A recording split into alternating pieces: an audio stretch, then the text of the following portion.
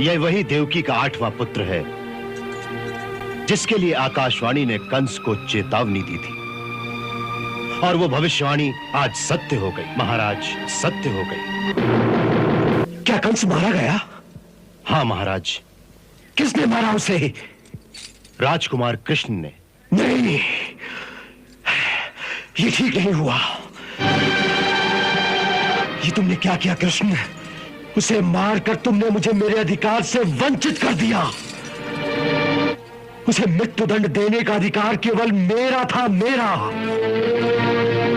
ऐसे महापापी को जन्म देने का जो पाप मैंने किया था, उसका प्रायश्चित यही था कि मैं अपने हाथों से उसकी हत्या कर देता। इसी संकल्प को लेकर तो मैं इतने वर्ष इस घोर अंधकार में जीता रहा हूं।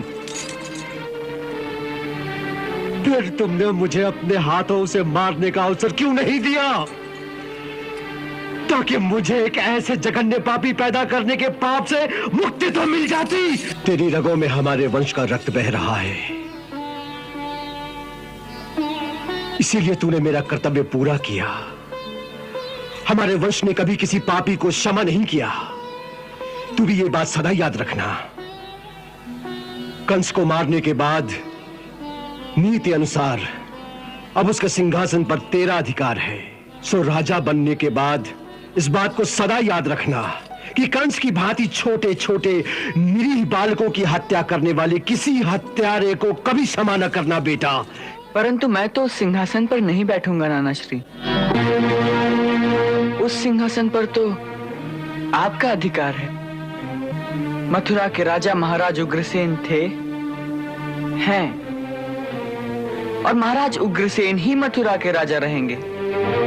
नाना श्री,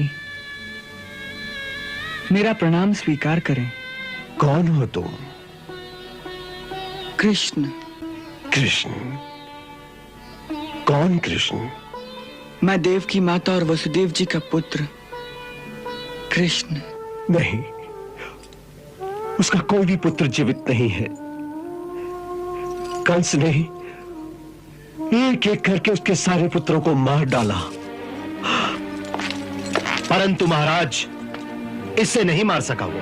महाराज, यह वही देवकी का 8वां पुत्र है जिसके लिए आकाशवाणी ने कंस को चेतावनी दी थी, और वो भविष्यवाणी आज सत्य हो गई। महाराज, सत्य हो गई। सत्य हो गई?